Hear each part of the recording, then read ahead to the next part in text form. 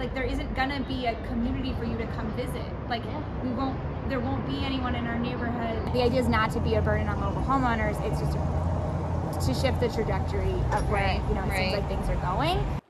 Having nearly half of all homes in a community sit unoccupied for the majority of the year is unsustainable.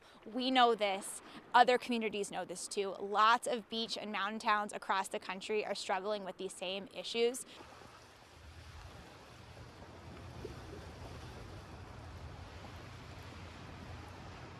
So Measure N is essentially an occupancy incentive. It is an annual tax on housing that sits unoccupied for the majority of the year to incentivize more folks to spend more time in our community, or if they can't be here full time, to pay an economic offset so that we can build more housing, fix our roads, and improve our transit and remain a vibrant, thriving community for everyone to live and visit.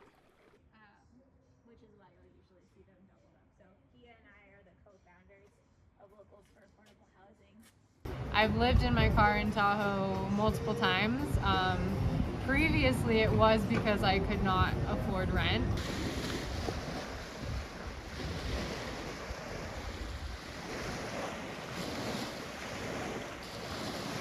There's a lot of houses, but not a lot are going for affordable prices because a lot of people are going for the ski lease style, while those who are more local, looking for long-term housing, tend to have a harder time with the pricing.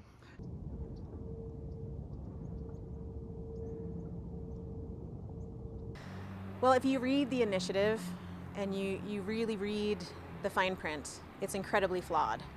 So it would have to have a huge bureaucracy to manage it and administer it. There would be a huge invasion of privacy. How to prove that folks were in their home the requisite number of days.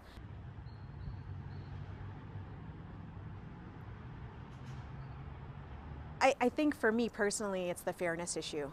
It's sort of like looking at someone else and it appears to them that they have more than you. And so let's take from them to give to those that are less fortunate.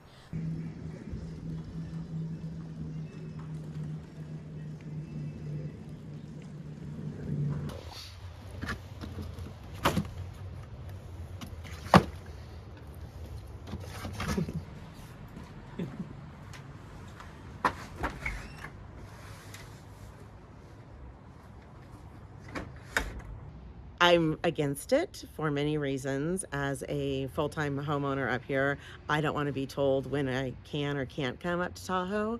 I don't want to have to report to anyone where I'm going.